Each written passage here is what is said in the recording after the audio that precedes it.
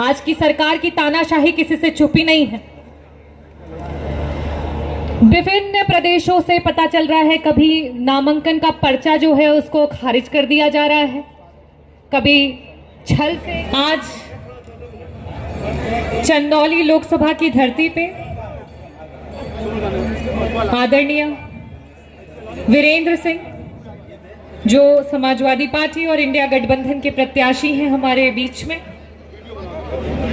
बाबूजी अभी नामांकन के लिए गए हैं और यहाँ पे मौजूद आप सभी से ये वादा लेकर के गए हैं कि मैं आधे घंटे में आप लोगों के बीच में वापस आ जाऊंगा। तब तक आप भी सभी लोग संयम बनाएं और मेरे वापस आने का इंतजार करें। मंच पे उपस्थित कई बार के विधायक, सांसद और मंत्री आदरणीय ओम प्रकाश सिंह जी, अजगरा से विधायक रहे मेरे पिता श्री कैलाश नाथ सोनकर जी, मंच पे उपस्थित सभी आदरणीय महानुभावों, आप सभी को मैं हाथ जोड़ करके प्रणाम करती हूँ, मेरे भाइयों को नमस्कार करती हूँ।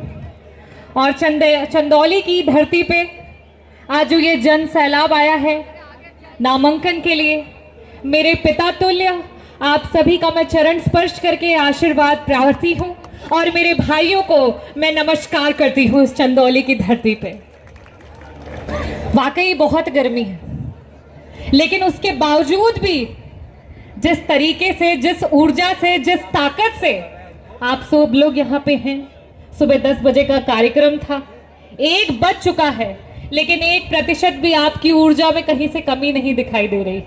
और ये प्रत्यक्ष रूप से बता रहा है कि इस बार कौन आ रहा है।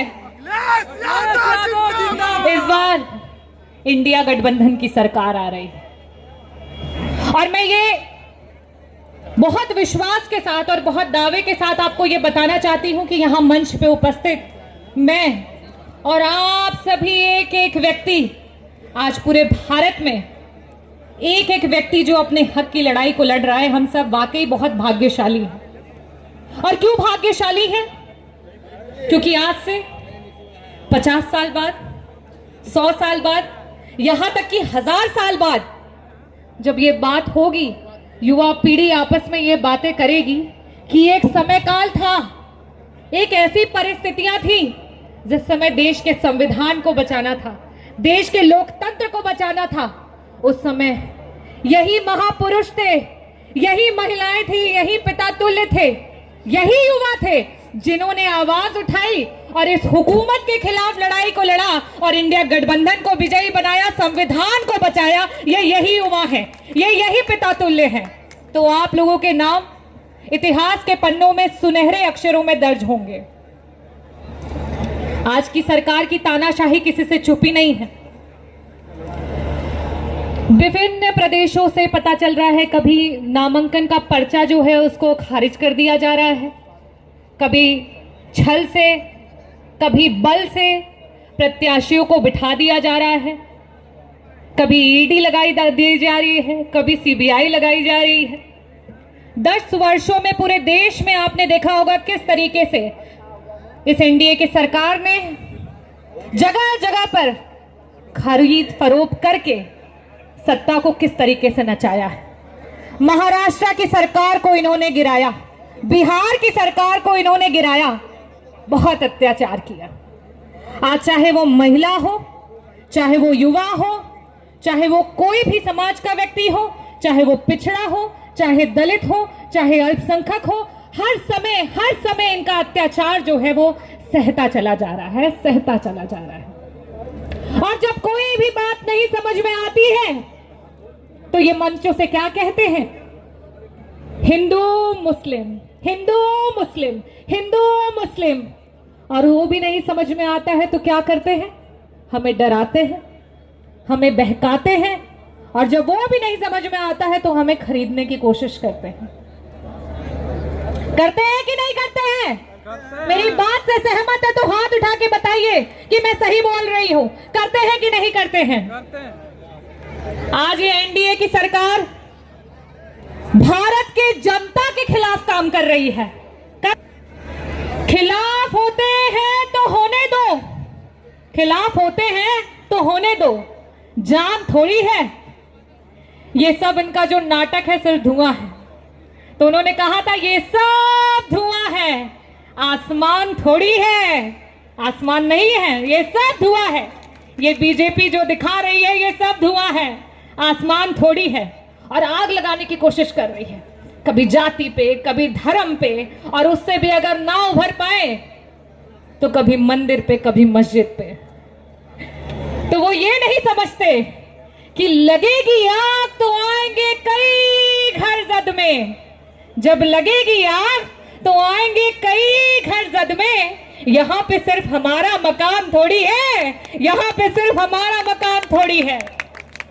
और आखिरी में जो ये बार बार जब भी सरकार से सवाल किया जाता है, जब भी इनकी हुकूमत से सवाल किया जाता है, तो हमें देश विरोधी कहते हैं, हमें आतंकवादी कहते हैं। तो उनके लिए ये आवाम की तरफ से आवाज है कि हम सबका खून शामिल है यहाँ की मिट्टी में। यहाँ उपस्थित एक एक व्यक्ति, इस भारत के एक एक व्यक्ति का, हम सबका खून शामिल है यहाँ की मिट्टी में। किसी के बाप का हिंदुस्तान थोड़ी है, किसी के बाप का हिंदुस्तान थोड़ी है। मैं बाबा भीमराव अंबेडकर जी की अनुयायी हूं। उनकी देन से, उनके बनाए हुए संविधान की देन से और समाजवादी पार्टी के राष्ट्रीय अध्यक्ष जी के आशीर्वाद से, मेरी जनता के वोटों से मैं सदन में पहुंची और समय समय पे अपनी जनता के लिए आवाज उठाई है मैंने। कामयाबी बड़ी नहीं होती है, कामयाबी पाने, जो कामयाबी होती है ना, जो मिलती है, उसे पाने वाले बड़े होते हैं। कामयाबी बड़ी नहीं होती है, उसे पाने वाले बड़े होते हैं। दरारें बड़ी नहीं होती हैं, दरारों को बढ़ने वाले जो होते हैं, भरते हैं उसे, वो बड़े होते हैं। और आप जैसे एक एक लोगों का जो ये वोट है, जो संविधान के अधिकार से हमें मिला है, तो वो जीतने वाले नहीं बड़े होते, आप जैसे जिताने वाले बड़े होते हैं, आप जैसे जिताने वाले बड़े होते हैं। मैं आप सबसे यही अनुरोध करूंगी कि आज नामांकन है और मतदान तारीख तक ये तो अपने जुमले घर घर पहुंचाएंगे, लेकिन आपको अपनी बातें घर घर पहुंचानी है। ये जो 5 मुट्ठी है, इन 5 मुट्ठी से आपको बातों को पहुंचाना है। इन्होंने महिलाओं के साथ अन्याय किया। हम महिलाओं को जो गरीबी रेखा से नीचे हैं, 1 साल में 1 लाख रुपए हर महिला के अकाउंट में भेजेंगे। यह हमारे इंडिया गठबंधन का, हमारे समाजवादी पार्टी का यह वादा है कि 1-1 लाख हर गरीब महिला के खाते में पहुंचेगा। इन्होंने युवाओं के साथ अन्याय किया।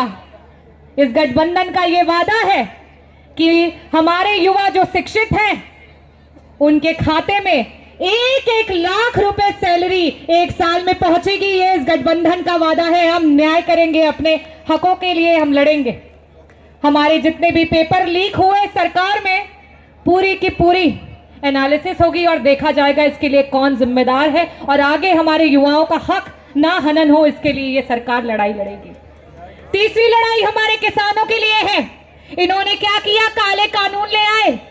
हमारे किसान जो हमारे देश की धरोहर है, किसान जो है जिसकी वजह से हम अन्न खाते हैं, किसान वो है जब कड़ी धूप में हम घर में एसी लगा करके सोते हैं, तब वो कड़ी धूप में भी अपनी फसल को अगोरता है और जा करके काम करता है खेतों में। उन्होंने काला कानून ला करके किसानों पे भी अन्याय किया, जीएसटी लगा करके उनकी कमर तोड़ने का काम किया। अगर हमारी गठबंधन की सरकार आती है तो किसानों को हम जीएसटी मुक्त कर देंगे, जीएसटी मुक्त कर देंगे, और साथ ही साथ किसानों को किसान की सम्मान के लिए भुगतान करेंगे। अगर कोई भी फसल खराब हो जाती है तो 30 दिन के अंदर किसान के खाते में मुआवजा पहुंचेगा।